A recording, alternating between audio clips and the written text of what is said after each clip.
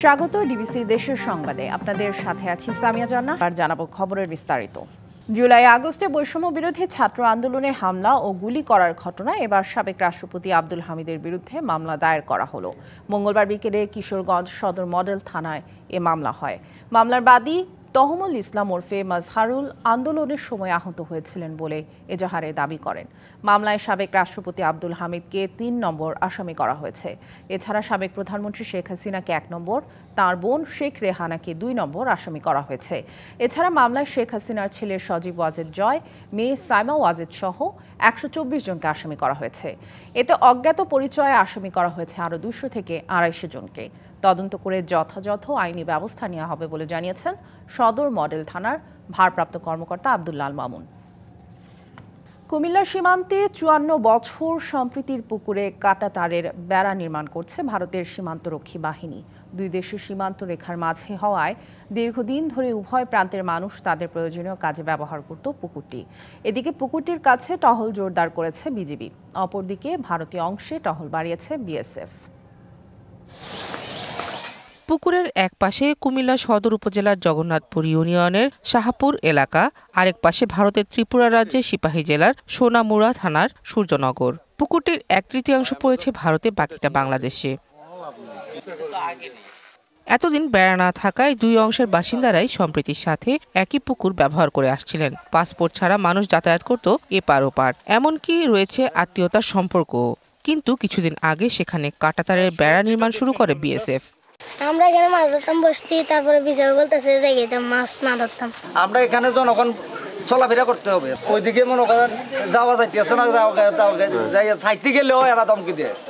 স্থানীয়দের অভিযোগ, আন্তর্জাতিক আইন লঙ্ঘন করে বিএসএফ সীমান্ত এলাকায় বেড়া নির্মাণ করার সময় স্থানীয়রা আপত্তি করলে এলাকার লোকজনকে হুমকি দেয় বিএসএফ। পাশাপাশি সীমান্তে বসবাসকারীরা চলাফেরা করতেও আতঙ্কে রয়েছেন। বাংলাদেশিদের হাঁটা করতেছে রুট দিয়ে হাঁটতে দিতেছে ইন্ডিয়ান বিএসএফ, দেখতে গুল্লি মারবো। আমরা তো জানি না গভর্নমেন্ট এবং ইন্ডিয়ান গভর্নমেন্ট কি চুক্তি করছে, কি করছে আমরা জানি না। একদম আমরা করতে পারিলে বেড়ার সামনে বাংলাদেশের মানুষ যখন ওইখানে যাইবো, ইন্ডিয়ার যদি বিএসএফ এ গুল্লি করে মাইরে ওলায়, তারা হেরা মানে কইব যে তার কাটার বেড়া কাটতে গেছে। এদিকে বিজিবি জানায় আগের চুক্তি অনুসারে বিএসএফ সীমান্তে বেড়া নির্মাণ করছে, তবে নকশার বাইরে কোনো কাজ করলেই বাধা দেয়া হচ্ছে। চুক্তিতে যেহেতু আছে, চুক্তি অনুযায়ী তারা কাজ করতেছে। সো এখানে আমরা কিন্তু তাদেরকে কাঁটাতারের বেড়া নির্মাণের বিষয়টাতে আমরা ক্লোজলি মনিটর করতেছি যে তারা চুক্তি অনুযায়ী কাজ করছে কিনা। যখন চুক্তির বাইরে কোনো কিছু করার চেষ্টা করে আমরা বাধা দিই, ওরা স্টপ করে দেয়। স্থানীয়দের নিরাপত্তায় সীমান্ত এলাকায় টহল জোরদার করেছে বিজিবি।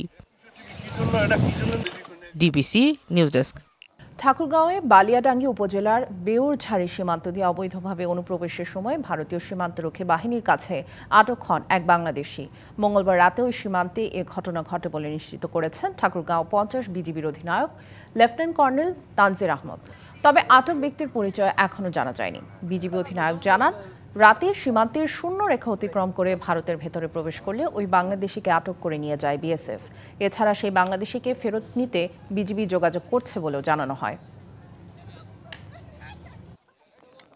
অন্তর্বর্তী সরকার পুলিশকে রাজনৈতিক প্রভাবমুক্ত করে একটি নিরপেক্ষ সংস্থায় উন্নয়ন করতে কাজ করে যাচ্ছে। রাজশাহীর সারদায় প্রশিক্ষণরত ক্যাডেট উপপরিদর্শকদের সমাপনী কুচকাওয়াজ অনুষ্ঠানে পুলিশকে সর্বোচ্চ পেশাদারিত্বের সাথে কাজ করার আহ্বান জানান আইজিপি।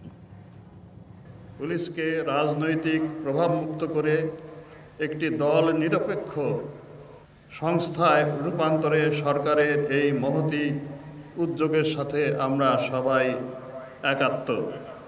ভেঙে পড়া রাষ্ট্র কাঠামোকে পুনর্নির্মাণ করে একটি বৈষম্যহীন ও গণতান্ত্রিক রাষ্ট্র প্রতিষ্ঠিত হবে, এই প্রত্যাশা সমগ্র জাতির। ইচ্ছে ছিল ছেলেকে প্রকৌশলী বানাবেন। সেই স্বপ্ন বুকে নিয়ে ১৩ বছর আগে ঢাকায় পাড়ি জমান বেসরকারি বিশ্ববিদ্যালয় শিক্ষার্থী সজলের বাবা মা। কে জানতো বৈষম্যের বিরুদ্ধে কথা বলতে গিয়ে ছেলেকে পুড়িয়ে মারা হবে, সেই সাথে ধূলিসাৎ হবে ছেলেকে প্রকৌশলী বানানোর স্বপ্ন। পরিবারের একমাত্র ছেলে সন্তানকে হারিয়ে দিশেহারা পুরো পরিবার। সজলের অবোধ শিশু সারাদিন খুঁজে ফেরে তার বাবাকে। বাবার ছবি হাতে আধো আধো বলে বাবাকে খুঁজে বেড়াচ্ছে সন্তান। বাবাহীন নাতনিকে সান্ত্বনা দেবার ভাষাও হারিয়েছেন বৈষম্য বিরোধী আন্দোলনে নিহত রাজধানীর সিটি বিশ্ববিদ্যালয়ের প্রকৌশল বিভাগের শিক্ষার্থী সজলের বাবা মা। 13 বছর আগে ছেলেকে ইঞ্জিনিয়ারিং পড়ানোর ইচ্ছা থেকে ঢাকায় বসবাস শুরু করেন গাইবান্ধার শাখাটা উপজেলার শ্যামপুর গ্রামের খলিলুর রহমান। কিন্তু গত 5ই আগস্ট বৈষম্য বিরোধী আন্দোলনে গিয়ে নির্মম হত্যার শিকার হন একমাত্র ছেলে সজল। পরদিন সকালে আশুলিয়া থানার সামনে শনাক্ত করা হয় ছেলের পোড়া মরদেহ। এরপর থেকেই দিশেহারা পুরো পরিবার। কারো বুকে গুলি লাগছে, বুকের এতখানি করে ফাঁকা, কানে গুলি লাগছে, এই পর্যন্ত এতখানি করে ফাঁকা। আমি তখন থেকে ছেলেকে ফোন দিচ্ছিলাম যে বাবা তুমি বাড়ি ফিরে আসো, তোমার আন্দোলন করা লাগবে না। 5ই আগস্টে উনি ইয়েতে যায়, ওখানে মিছিলে যায়, ওখানে তাকে গুলি করে মারে এবং তাকে পুড়িয়ে মারে। সজলকে ছাড়া প্রিয়তম স্ত্রীর চোখের জলও শুকিয়ে গেছে। একমাত্র সন্তানকে নিয়ে দাঁড়িয়ে অনিশ্চিত ভবিষ্যতের সামনে। আমার শাশুড়ির ছেলে নেই, সেরকম ভাবে চাকরি যদি হয় ওনার ছেলে থাকলে হয়তো ওনাদেরকে দেখতো, কিন্তু এখন তো দেখার মতো কেউ নেই, আমার পাশে যে দাঁড়াবে সেরকমও কেউ নেই। এলাকাবাসী ও স্বজনদের দাবি সরকার এবং সমাজের সামর্থ্যবানরা যেন পরিবারটির পাশে দাঁড়ান। কইল যে সবসময় মনে হয় ফাটিয়া যায়, কাছিলের থেকে কিন্তু মানুষ করছি। ন্যায়ের পক্ষেই ছিল, ন্যায়ের পক্ষে কথা বলতো। এদিকে পরিবারটির সহযোগিতায় এগিয়ে এসেছে জামায়াত। এমন বিকৃতি হচ্ছে যে পুড়ে যাওয়ার পরে লাচ্ছে না যায়নি, কিছু প্যান্টের পকেটে তার একটা কার্ড ছিল। আমরা পরে সংগঠনের পক্ষ থেকে ওই পরিবারকে 2 লক্ষ টাকা আমরা ওখানে প্রদান করছি। জেলা প্রশাসনও আশ্বাস দিয়েছে পরিবারটির পাশে থাকার। সজলের মায়েরও কিছু দাবি দেওয়া আছে, সেগুলো আমরা পর্যায়ক্রমে আমরা পূরণ করছি এবং উপজেলা প্রশাসন এবং জেলা প্রশাসন সবসময় সজলের পরিবারের সাথে আছে। জুলাই বিপ্লবে যারা জীবন দিয়েছেন তাদের মূল্যায়ন হোক, বিনির্মাণ হোক বৈষম্যহীন বাংলাদেশ, এমনটাই চাওয়া নিহতের পরিবার ও স্থানীয়দের। DBC news desk. রাজশাহী বিশ্ববিদ্যালয় প্রথম বর্ষ ভর্তিতে পোষ্য কোটা পুনর্বহালের দাবিতে পূর্ণাঙ্গ কর্মবিরতি পালন করছেন কর্মকর্তা কর্মচারীরা। সকালে সব ধরনের দাপ্তরিক কার্যক্রম বন্ধ রেখে শহীদ বুদ্ধিজীবী চত্বরে সমাবেশ করেন তারা। প্রথম বর্ষে ভর্তিতে শিক্ষক, কর্মকর্তা, কর্মচারীদের সন্তানদের আবেদনের যোগ্যতা থাকলে পোষ্য কোটার মাধ্যমে ভর্তি নেওয়ার দাবি জানান বক্তারা। দাবি পূরণ না হওয়া পর্যন্ত বিভিন্ন কর্মসূচি পালন করার কথা জানান তারা। আন্দোলন চলাকালে প্রশাসনের পক্ষ থেকে এখন পর্যন্ত যোগাযোগ করা হয়নি। দাবি আদায় না হলে কঠোর কর্মসূচির হুঁশিয়ারিও দেন তারা। এদিকে 9 দফা দাবিতে রাজশাহী প্রকৌশল বিশ্ববিদ্যালয়ে তালা ঝুলিয়ে দিয়েছেন শিক্ষার্থীরা।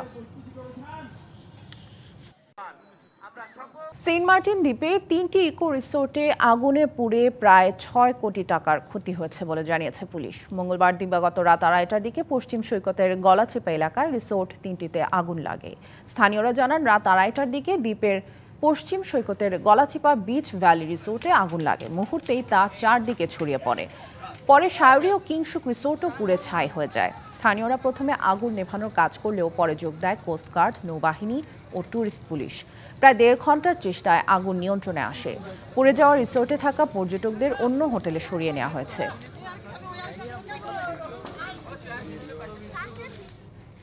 উত্তরের জেলা পঞ্চগড়ে মাঘের শুরুতেই জেঁকে বসেছে শীত। জেলা জুড়ে বইছে মৃদু শৈত্যপ্রবাহ। সকাল 9টায় তেঁতুলিয়ায় তাপমাত্রা রেকর্ড করা হয় 9.5 ডিগ্রি সেলসিয়াস। ঘন কুয়াশা আর হিমালয় থেকে আসা হিমেল হাওয়ায় নাকাল পঞ্চগড়ের মানুষ। গত 2 দিন ধরে চলছে মৃদু শৈত্যপ্রবাহ। মঙ্গলবার রাত থেকে জেলার সড়ক মহাসড়কগুলোতে কুয়াশা দেখা যায়। রাতভর বৃষ্টির মতো ঝরতে থাকে কুয়াশা। বুধবার ভোর থেকে কুয়াশার পরিমাণ আরও বেড়ে যায়। ঘন কুয়াশার কারণে মহাসড়কে হেডলাইট জ্বালিয়ে চলাচল করছে যানবাহনগুলো। অনেকে গায়ে গরম কাপড় জড়িয়ে জীবিকার তাগিদে বাইরে বের হয়েছেন। এদিকে উত্তরের আরেক জেলা চুয়াডাঙ্গায় হিমেল বাতাসে জনজীবন নাকাল। সকাল 6টায় সর্বনিম্ন তাপমাত্রা রেকর্ড করা হয় 11.6 ডিগ্রি সেলসিয়াস। শীতের কারণে সবচেয়ে বেশি ভোগান্তিতে রয়েছে খেটে খাওয়া ও ছিন্নমূল মানুষ। প্রচণ্ড শীতে কাজ করতে বেগ পেতে হচ্ছে তাদের। অসহায় ছিন্নমূল মানুষ খড়কুটো জ্বালিয়ে শীত নিবারণের চেষ্টা করছেন। জেলার হাসপাতালগুলোতেও বেড়েছে শীতজনিত বিভিন্ন রোগীর সংখ্যা। এদিকে ঠাকুরগাঁওয়ে শীতের প্রকোপ ক্রমেই বৃদ্ধি পাচ্ছে। ঘন কুয়াশার চাদরে ঢেকে গেছে পুরো জেলা। তীব্র শীত আর কুয়াশার কারণে বিপর্যস্ত হয়ে পড়েছে জনজীবন। আধিপত্য বিস্তার, স্থানীয় দ্বন্দ্ব ও পূর্বশত্রুতার জেরে কক্সবাজারে নিয়ে খুন করা হয় খুলনা সিটি কর্পোরেশনের সাবেক কাউন্সিলর গোলাম রব্বানী টিপুকে। সকালে জেলা পুলিশ সুপার কার্যালয়ের সংবাদ সম্মেলনে এসব তথ্য জানান এসপি মোহাম্মদ রহমতুল্লাহ। হোটেলের সিসিটিভি ফুটেজ দেখে সরাসরি জড়িত এক নারী সহ 3 জনকে সোমবার রাতে মৌলভীবাজার থেকে গ্রেপ্তার করা হয়। জিজ্ঞাসাবাদে জানা যায় হত্যাকাণ্ডে ওই নারীকে ব্যবহার করা হয় টোপ হিসেবে। মূলত ঘটনার মাস্টারমাইন্ড খুলনার শেখ শাহরিয়ার পাপ্পু, তাকেও গ্রেপ্তার করা হয়েছে।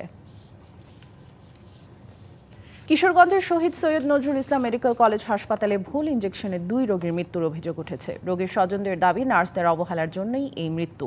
মঙ্গলবার হার্নিয়া অপারেশনের জন্য মল্লিক ও জহিরুল ইসলাম হাসপাতালে ভর্তি হন।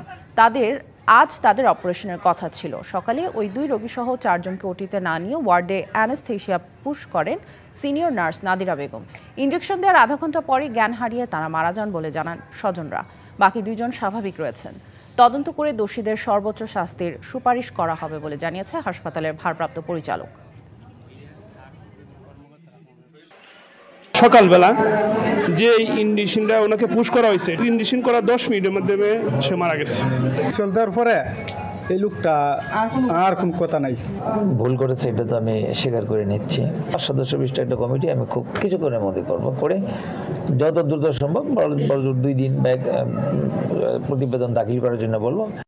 ডিবিসি দেশের সংবাদ এই ছিল এখনকার মতো। ডিবিসি নিউজের সংবাদগুলো পড়তে ভিজিট করুন dbcnews.tv আর ভিজিট করুন ডিবিসি নিউজের ফেসবুক পেজ এবং ইউটিউব চ্যানেল। ডিবিসির সঙ্গেই থাকুন।